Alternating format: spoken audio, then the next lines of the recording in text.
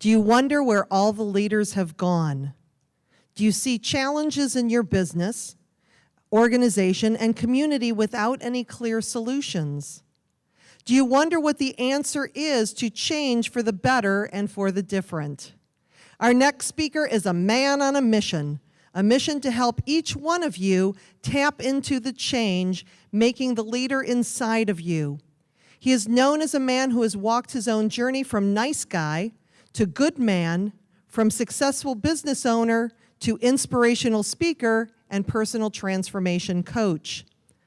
Known professionally for his challenging questions and unique perspectives, and personally for his love of his two sons, playing baseball and exploring Civil War battlefields with his dad, he walks what he talks and is here today to share his 3 C's of personal leadership and impact.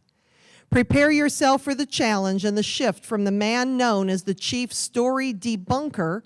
And please help me join welcoming author, speaker, and coach, Jeff Nischwitz, who has just one question for you. Are you the one? Jeff Nischwitz. Thanks, Lisa.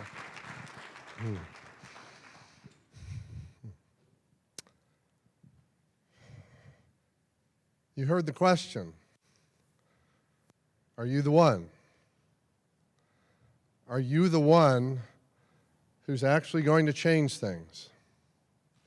Whether it's in your organization, your association, your families, your communities, are you the one that's going to reach out and maybe heal that broken relationship? Are you the one who's ready to be that model of what I call personal leadership, where people look to you to say, that's what it means to live a life of integrity and mission and purpose? Are you the one? Actually, it's the wrong question, because I already know that every one of you is the one. The most important question is this: will you be the one? Because there's a lot of reasons not to be the one. The question is, will you choose to be the one that changes things for the different and the better and the impactful? Because as you heard in the opening questions, we need some help out there. Things aren't working at all kinds of levels. They're not working. The question is, will you be the one? And there's a couple things you need to know today, even in this short time, that I want to arm you with as you go back out in that world with the opportunity to be the change, to really make a difference. The first thing you need to know is it's always easier not to. It is always easier not to be the one. It is always easier not to lead. It is always easier to be silent. It is always easier to turn your head when you see things that are injustice or out of sorts, to be silent. It's always easier to put your hand down versus raising your hand saying, something's got to change. I realized that. I was recently in New York City. I love New York City. It's an amazing place. I don't know that I want to live there, but in short bursts, the energy is high, so many people, it's just a buzz. And I felt like a rock star there because I was in New York City right after my birthday, and I had something that very few people have in my pocket. I had tickets to Hamilton. Oh, see, you know. I'll be signing autographs later, but that's not what the story's about. So I'm in New York City, and I love walking New York City. It's a great city to walk. You can see so much. And here's what's true about New York City. Millions and millions of people, and I suspect tens of thousands of homeless. You can't walk down a block without seeing homeless. And they're not just homeless like I'm used to in Cleveland. These are people who literally live on the streets. You'll see their suitcase and a chair and a sleeping bag. They're not even there. This is their home. And honestly, there's so many you just walk by, and I felt sadness. And I kept wondering, what can I do? I can't help everyone, but something's got to change. And I was down at 9/11 at the memorial, and I was leaving that area, and I'm always humbled and in a sort of an unusual state. And I was walking down the street, and a little bit up the sidewalk, I saw a young man. I'm guessing he was in his 20s. He stood out to me, and in a way, he spoke to me. He literally spoke to me because I noticed his sign. His sign said, "I'm tired." That's all it said, "I'm tired." It didn't ask for anything. There was a small hat in front of him with virtually no money in it, and his head was down. Have you ever noticed a lot of times when people are out looking for money, they're trying to make eye contact? This man was so lost, his head was down. And I walked by him. I just kept walking, but I felt him. Have you ever felt another human being? And I maybe went this far, like that table, and I paused. I have to go back. And I went back, and his head was still down, and I knelt down, and he looked up, and he looked me in the eye, and there was a tear in my eye. I was tearing up, and I said, "You know, I get tired too, but I have extra." And I put $20 in his hat. He said, "Thank you." I said, "You're welcome, and God bless you." And I left. And I don't know if that made a difference. I'll never know. What I do know is it was easier to walk by. That was the easiest thing, was to keep walking. And the second easiest thing was to take money out of my pocket and put it in his hat so I would feel better. But I said, no, he needs to know he's not alone. And he needs to know that even people who are walking by him get tired.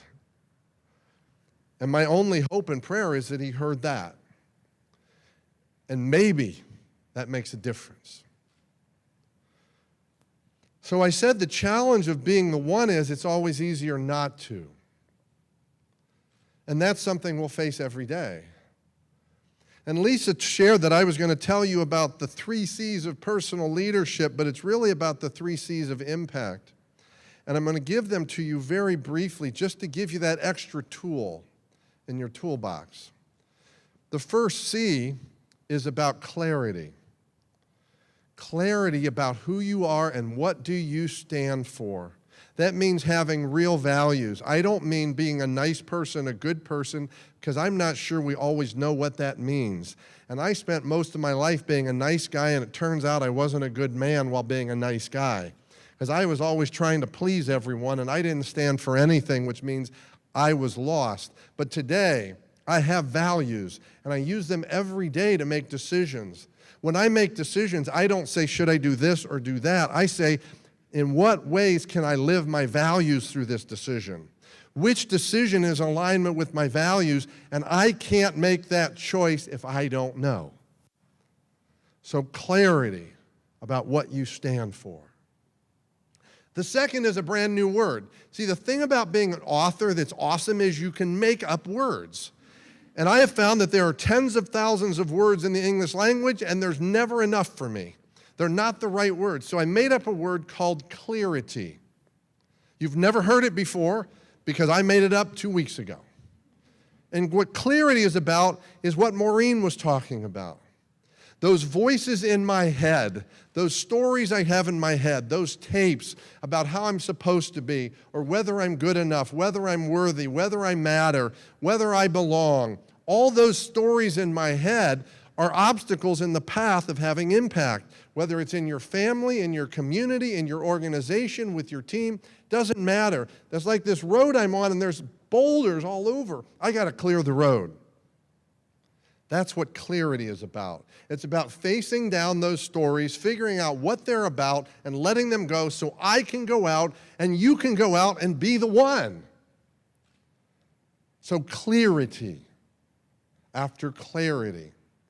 And the last part is the one, those are pretty big, but the last one is where I think we're most challenged, and it's the C of commitment. Think about this question. When was the last time you used the word commitment or I commit? My guess is you can't remember. Very few people ever use that word. It's part of my daily vocabulary. The reason we don't want to use that word is because when we use the word commitment, we're in. There's no other way to look at it. And most of us at some level, we want to be a part of things, but there's that voice that says, don't be all in, because then you actually have to do it. So I want to play safe, and I'll say, I'll do my best. No. You don't know what your best is until you get to the last of your best and you go a little further. You take a bigger leap, whether it's of fear or of exhaustion, whatever it is. You don't know your best until you've exceeded it. And then you go, I thought that was it. Now I got a new one until tomorrow. So are you prepared to commit? Because you cannot be the one unless you're willing to commit. And commitment is scary, because when you commit, now your personal integrity is on the line. Here's the good news, bad news. When you commit, you're going to do it. And the bad news is you're going to do whatever it takes. And some of us don't want to do that. So clarity about what you stand for. Clarity to clear that road so you can be the one, and commitment, because here's what you need to know. Commitment is maybe the only thing that gets you past that desire to take the easy way, to walk by, to see the thing that's not working and say, it's not my problem, to look at a team member and say, boy, they seem to be struggling, I'm glad I'm not them, to look at a member who's not engaged and say, I wish they were more engaged, instead of asking the question, in what ways can I show up differently to engage them, connect with them? I started off with a question, will you be the one? That's the question I want you to leave with today. I want you to feel unsettled. I want you to feel challenged, because if you sat there and go, of course I'm the one, it ain't going to happen. Because you're going to walk out of here all excited, and then real life's going to happen. I'd rather have you say, I'd like to be the one, but it sounds like it's going to be challenged. Be ready. And I better get clear and clear the road and commit. So, will you be the one? Will you be the one? Will you be the one? Here's the last thing you need to know. There are people waiting for you to be the one.